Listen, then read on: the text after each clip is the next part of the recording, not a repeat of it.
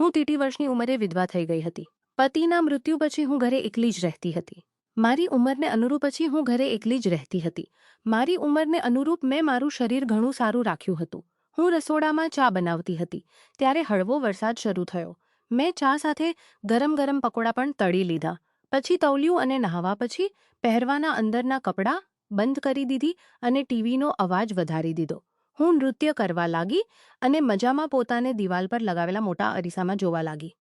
મેં કાળા રંગની એક નાઇટી પહેરી હતી જેમાં હું ખૂબ જ સુંદર લાગતી હતી. હું મજામાં નૃત્ય કરતી હતી કે ત્યારે જ દરવાજાની ઘંટી વાગી. મેં ટીવીનો અવાજ ઓછો કર્યો અને એક દુપટ્ટો બહાર કુરિયરવાળો ઊભો હતો. મેં દરવાજો ખોલ્યો તો બહાર કુરિયરવાળો ઊભો હતો. તે 22 વર્ષનો એક જવાન છોકરો હતો જેનું શરીર ઘણું સુડોળ હતું. તેણે પહેલાં તો મહિમા નામે તમારું પાર્સલ આવ્યું છે. મને તરત જ યાદ આવ્યું કે મેં એક ઓનલાઈન શોપિંગ સાઇટ પરથી પોતાના માટે એક સૂટ બુક કર્યો હતો. મેં બોલ્યું, હા, મારું જ નામ મહિમા છે. છોકરાએ મારું કુરિયર મને આપ્યું અને સહી કરવા માટે પેન આપ્યું. પેન આપતી વખતે તેના હાથ મારી આંગળીઓને સ્પર્શી ગયા હતા. મેં એક નજર તેની તરફ જોઈ અને દસ્તખત કરી દીધા. મેં તેને 1500 રૂપિયા આપ્યા તો છોકરાએ 200 રૂપિયા પાછા કર્યા અને બોલ્યો, 200 નો ડિસ્કાઉન્ટ ચાલુ છે. મેં તે છોકરાને ઘણા ધ્યાનથી જોયો, જેણે આજના બેઈમાનીના જમાનામાં પણ ઈમાનદારીથી સાચું કહ્યું અને 200 રૂપિયા પાછા કર્યા. થોડી વાર પછી તે છોકરો બોલ્યો, મેડમ, થોડું પાણી મળશે. મેં પૂરો દરવાજો ખોલ્યો અને બોલ્યું, તું તો ઘણો ભીનો થઈ ગયો છે. તે અંદર આવી ગયો. મેં મારું સૂટ અલમારીમાં રાખ્યું અને રસોડામાં પાણી લેવા ચાલી ગઈ. હવે મેં મારી છાતી પરથી દુપટ્ટો અલગ કરી દીધો હતો. થોડી વાર પછી મેં છોકરાને પાણી આપ્યું. પાણી આપતી વખતે મેં છોકરાને હું થોડી ઝૂકી તેમ છોકરાની નજર મારા ઉભાર પર જઈ ટકરાઈ અને તેની આંખો મોટી મોટી થઈ ગઈ. પાણી પીતા પીતા તે છોકરો નજર બચાવીને મારા ઉભારોને જોતો હતો કે અચાનક તેણે છીક મારી. મેં બોલ્યું, તને તો શરદી લાગી ગઈ છે. હજુ વરસાદ પણ તેજ. જો તું થોડી વાર અહીં રોકાઈ શકે છે. તારા કપડાં પણ થઈ ગયા છે. તારા કપડાં પણ ઘણા ભીના થઈ ગયા છે. ચાહે તો બાથરૂમમાં જઈને ફ્રેશ થઈ શકે છે. તે છોકરો બાથરૂમમાં ચાલી ગયો. ત્યાં મારું નહાવાનું તૌલ્યું અને અંદરના કપડાં પહેલેથી જ રાખેલા હતા. છોકરાએ પોતાની કમીજ નીકાળીને તે તૌલિયાને પહેલાં ચુંબન કર્યું અને પછી એજથી પોતાના શરીરને પોછ્યું. તેણે મારા અંદરના કપડાંને પોતાના હાથમાં લીધા હતા કે ત્યારે જ બાથરૂમના દરવાજા પર દસ્તક થઈ. તેણે મારા કપડાં ત્યાં જ રાખી દીધા અને થોડો દરવાજો ખોલીને બહાર જોવા લાગ્યો અને બોલ્યો, શું થયું મેડમ? મેં તેને કાળા રંગનું કુર્તું આપ્યું અને બોલ્યું, લો, આ પહેરી લે. છોકરાએ તે કુર્તું પહેરી લીધું અને પોતાની કમીજ સુકાવા માટે નાખી દીધી. છોકરાએ બાથરૂમમાં ઘણો સમય લગાવ્યો. મને સમજાતું ન હતું કે આટલી દેરથી તે શું કરી રહ્યો છે. ઘણે બેડરૂમમાં જઈને ટીવી જોવા લાગ્યો. મેં રસોડામાંથી ચા અને પકોડા લઈ આવ્યું અને તેને પૂછવા લાગી, તારું નામ શું છે? તે છોકરો બોલ્યો, મેડમ, મારું નામ આર્યન છે.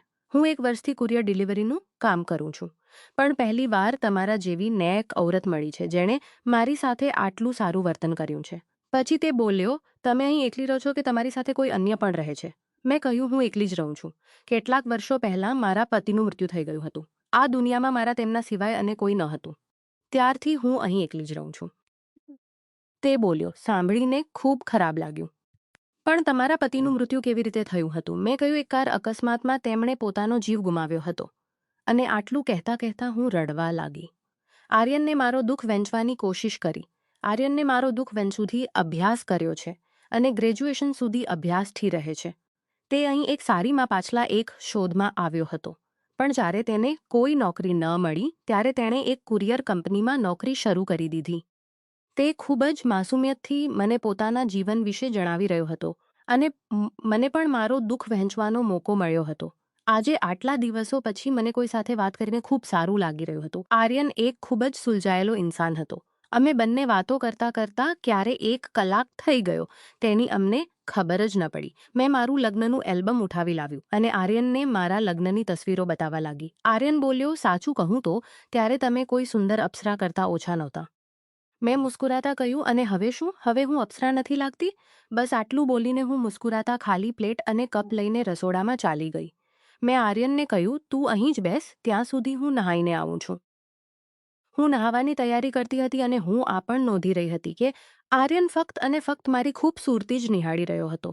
હું નહાવા માટે જઈ રહી હતી કે ત્યારે વાપસ બેડરૂમમાં આવી ગઈ. મને જોઈને આર્યન હેરાન રહી ગયો. મેં પૂછ્યું, તો બતાવ કેવી લાગી મારી લગ્નની એલ્બમ. આર્યન બોલ્યો, ખૂબ ખૂબસૂરત. તે મારા ગળાની નીચે જોતો હતો અને ખૂબ જ મોહિત થયેલી આવાજમાં બોલ્યો, વાસ્તવમાં તમે હજુ પણ કંઈ ઓછા નથી. તમે જો ચાહો તો કોઈનું પણ મન મોહી શકો છો. આ સાંભળીને હું એક ખાસ અદામાં મુસ્કુરાઈ દીધું. હું નહાવા ચાલી ગઈ અને થોડી વાર પછી મેં બાથરૂમમાંથી આવાજ આપ્યો, આર્યન, હું મારું તૌલિયું લેવાનું ભૂલી ગઈ છું. પ્લીઝ તૌલિયું આપી દે મને. આર્યન આવ્યો અને મને મારું તૌલિયું પકડાવી દીધું. પણ તેણે મારી સાથે કોઈ હરકત ન કરી. હું ચાહતી તો હતી કે તે થોડીક છેડછાડ કરે, પણ તેણે એવું કંઈ ન કર્યું. થોડી વાર પછી હું નાહીને બહાર આવી. મેં કાળા રંગનું લહેંગતો અને માથા પર તૌલિયું બાંધેલું હતું. આર્યન મને જોઈને પણ અજાણ બનીને ટીવી જોતો હતો. હું અરીસાની સામે ઊભી હતી. મેં પોતાના પૂરા વાળ ખોલી દીધા. વાળ મારી ખૂબસૂરતીને ચાર ચાંદ લગાવી રહ્યા હતા. આર્યનના મનમાં આવ્યું કે તે ચોરીથી ઉઠીને મારી કમર પકડીને તેને પૂરી રીતે દબાવી દે. ત્યારે જ મેં આર્યનની તરફ જોયું. આથી આર્યન ગભરાઈ ગયો અને પોતાની ચોર નજરોને ટીવી પર લગાવી દીધી. થોડી વાર પછી હું આર્યનની પાસે આવીને બેસી ગઈ અને તેની સાથે વાતો કરવા લાગી. વચ્ચે વચ્ચે આર્યનનો હાથ મારા હાથને સ્પર્શી પણ જતો હતો, પણ મેં ખરાબ ન માન્યું. પણ આથી આર્યનની હિંમત વધતી હતી અને હવે તે જાણી જોઈને મારા હાથને સ્પર્શવા લાગ્યો. આ જ રીતે બપોર થઈ ગઈ અને વરસાદ ધીમો થઈ ગયો હતો. મેં બપોરનું ભોજન બનાવ્યું અને અમે બંને ભોજન કરવા ગયા હતા. તમે તો હજુ જવાન છો અને વાસ્તવમાં કોઈ પાગલ જ હશે જે તમારી સાથે લગ્ન કરવા માટે ન કહેશે. મેં બોલ્યું, તે હજુ સુધી લગ્ન કેમ નથી કર્યા? આર્યન બોલ્યો, માં તો ઘણી વાર જીદ કરે છે. લગ્ન માટે પણ હું જ ટાળી દઉં છું. હું તેમને કહી દઉં છું કે હજુ સુધી મને કોઈ છોકરી ગમી નથી. જ્યારે ગમશે ત્યારે કરી લઈશ. મેં પૂછ્યું, તો કેવી છોકરી ગમે છે તને? તે બોલ્યો, વહી જે તમારા જેવી સમજદાર હોય, ઘરેલું કામ જાણતી હોય, જે મને રોજ ગરમ ગરમ ચા અને બિલકુલ તમારા જેવા પકોડા બનાવીને ખવડાવી શકે. મેં તેનો ભાવ સમજતા બોલ્યું, પણ આર્યન, હું તો તારાથી 8 વર્ષ મોટી છું અને વિધવા પણ છું. શું થયું? તમારા પતિનું મૃત્યુ એક હાદસામાં થયું હતું, પણ આનો અર્થ એ તો નથી કે તમે જિંદગીભર એકલા રહો. તમને પણ ખુશ રહેવાનો હક છે અને હું તમને ખુશ રાખીશ. મેં મારી ચિંતા વ્યક્ત કરતા પૂછ્યું, પણ શું તારા માતા પિતામાં? તું એક જવાન છોકરો છે. જો તું એક વિધવા સાથે લગ્ન કરીશ તો શક્ય છે કે તારા માતા પિતા તારી સાથે વાત કરવાનું બંધ કરી દે. આર્યન મને સમજાવતા બોલ્યો, અરે લગ્નવાના જ કે મારા મમ્મી પપ્પાને. તમે તે કહેવત નથી સાંભળી કે જ્યારે મિયાં બીવી રાજી તો શું કરશે કાજી? સાંજ થઈ ચૂકી હતી. ત્યારે જ આર્યનના ફોન પર એક કોલ આવ્યો. તેની મમ્મીએ ફોન કર્યો હતો. તે વાત કરવા માટે રસોડામાં ચાલી ગયો. હું દિવાલે કાન લગાવીને આર્યનની બધી વાતો સાંભળી રહી હતી. આર્યનને ભાપી ગયો હતો કે હું પાસે જ છું. ત્યારે જ આર્યન બોલ્યો, ના મમ્મી, હવે તમને કોઈ છોકરી જોવાની જરૂર નથી. મને અહીં એક છોકરી ગમી છે અને હું તેની સાથે જ લગ્ન કરીશ. આ સાંભળીને હું શરમાઈ ગઈ અને નજરો બચાવીને આર્યનને જોવા લાગી. આ પછી આર્યને ફોન કાપી દીધો અને હું પાછળથી આવીને તેને લપેટાઈ ગઈ. આર્યને મને પોતાની બાહોમાં ભરી લીધી અને ત્યારે જ વરસાદ ફરી શરૂ થઈ ગયો. મેં આર્યનને રોક્યો. મેં બોલ્યું, જો બુરું ન માનો તો આજે અહીં જ રોકાઈ જા. આર્યનનું પણ મન કરતું હતું મારી સાથે પૂરી રાત રોકાવાનું. મેં કહ્યું, હું રસોડામાં સૂઈ જઈશ, તું અહીં બેડરૂમમાં સૂઈ જા.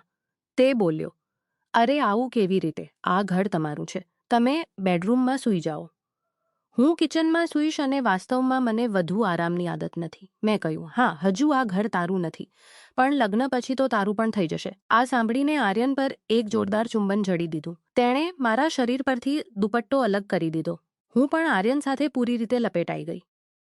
તે મને ચુંબન કરવા લાગ્યો અને પછી અમે એકબીજામાં સમાઈ ગયા. મેં મારું બધું જ આર્યનને સમર્પિત કરી દીધું હતું, કારણ કે અમે બંને એકબીજા સાથે આખું જીવન નિભાવવાના હતા. આમ અમે બંને એકબીજાને પોતાનું જીવન સમર્પિત કર્યું.